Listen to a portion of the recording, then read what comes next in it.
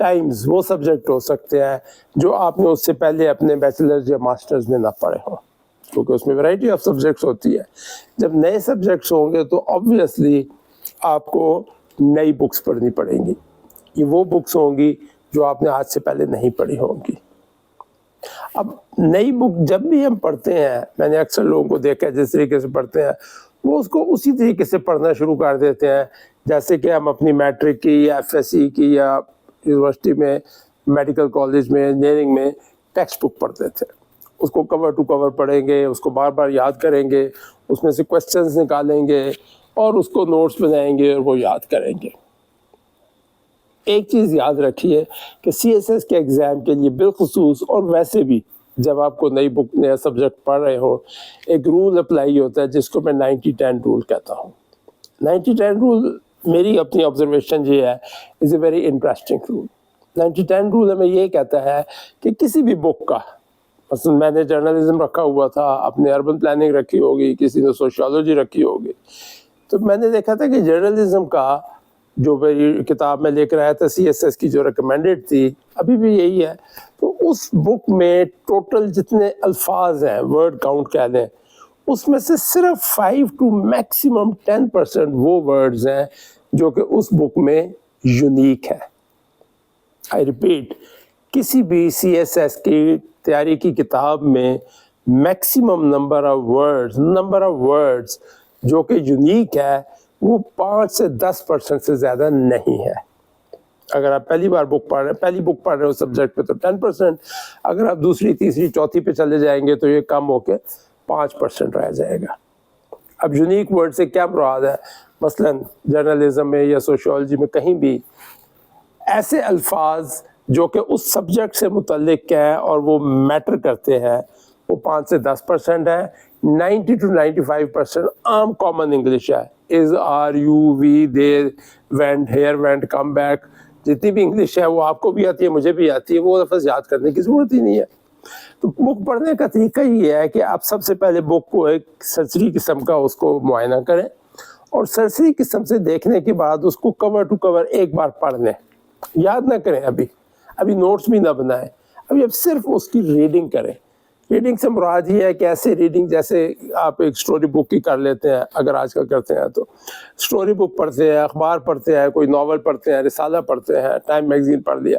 سو وہ کور to cover آپ اس کو صرف ریڈنگ کریں گے، پلین ریڈنگ، نو میمورائزیشن، نو نوٹس، نتھنگ. ایک آپ مارکر لے لیجئے، ہائی لائٹر یلو کلر کا، اور اس کے بعد اس بک میں سے آپ نے ہر پیج پر صرف ان ورڈز کو ہائی لائٹ کر لیجئے جو آپ کے خیال میں اس پیج میں یونیک ہے. وہ کیا یونیک ہوتے ہیں؟ بندوں کے نام، اگر جرنلزم ہے تو بہت بڑے بڑے جرنلسٹ کے نام ہوں گے، ہسٹری ہے تو مغل بادشاہوں کے نام ہوں گے، نام بندوں کے. پلیسز کے نام جو اس میں جگہ ہے، پانی پت ہے، دلی ہے، کلکتہ ہے، لنڈن ہے، فرانس ہے، کالی کٹ ہے، جو بھی ہے. Number 2 places. نمبر 3 سال ہوں گے، 1856 ہے، 1947 ہے، یا کوئی اور فگرز یا ڈیٹا ہوگا جس کو بولتے ہیں. وہ سبجیکٹ کے حساب سے آبویسلی ہر سبجیکٹ میں ڈفرینٹ ہوگا.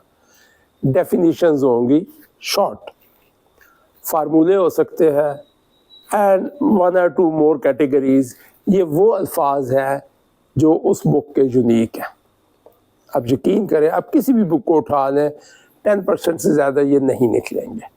اب آپ نے ان 10% ورڈز کو ہائی لائٹ کر دیا، 90% کو چھوڑ دیا. اب ایک بار جب آپ ریڈنگ کر لیں گے، 2 گھنٹے، 3 گھنٹے، 4 گھنٹے، 2 دن، جتنا بھی لگے، اس کے بعد اب آپ کی وہ بک جو ہے اس میں 90% سمجھے آپ نے پڑھ لی ہے.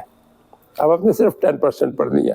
سو نیکسٹ سیکنڈ ریڈنگ میں آپ نے اس ساری بک کو نہیں پڑھنا، بلکہ آپ نے اس میں سے صرف وہی 5 to 10% جو ہائی لائٹڈ ورڈز ہیں، صرف ان کو پڑھنا ہے. اگر آپ کو وہ ورڈز، وہ ٹرمینالوجی، وہ بندوں کے نام، سال، حالات، فارمولے، ڈیفینیشن، جو بھی اس کی چیز ہے وہ یاد ہے، وہ سمجھ آ گئی ہے، یاد نہیں ہے، سمجھ آئی ہے، تو اس کے بعد ان الفاظ کو، اس ٹرمینالوجی کو لے کر اس کے متعلق کویسچن کو آنسر کرنے کے لیے باقی انگریزی میں لکھنا، دیٹ از یور اسکل، جو آپ نے الگ سے سیکھنی ہے. پھر پلیز آئی ریپیٹ کہ جو آپ نے بک لی ہے سبجیکٹ کی اس میں سے وہ 5 سے 10% ورڈز کو اچھی طرح آپ نے سمجھ لیا جب، تو ان کو ورڈز کو استعمال کر کے لیگو یا جگسا پزل کی طرح جوڑ کر کوشچن کا answer banana is a separate skill. وہ میں آپ کو نیکسٹ میں بتاؤں گا کہ وہ کیسے کرنا ہے. بٹ آپ کانسیپٹ کو سمجھنے کی کوشش کیجئے. میں آپ کا بہت زیادہ ٹائم بچا رہا ہوں. اگر آپ ساری بک بار بار پڑھیں گے یا اس بک کو یاد کرنے کی کوشش کریں گے یا اس کے اندر سے آپ پورا کوشچن نکال کے یاد کرنے کی کوشش کریں گے، آپ پھنس جائیں گے. آپ کا ٹائم بھی ضائع ہوگا اور آپ اس کوالٹی کا آنسر بھی نہیں دیکھ سکتے. یہ بالکل ایسے ہی ہے جیسے کوئی بھی ایک ہانڈی بنانی ہو، آپ نے کھانا بنانا ہے تو وہ آلو پیاز مٹر مسالے تو وہی ہیں، ہر ایک کا فارمولہ ڈفرینٹ ہے اور آپ نے خود بنانی ہے اس کو، آپ کو وہ ہانڈی پکانی آنی چاہیے.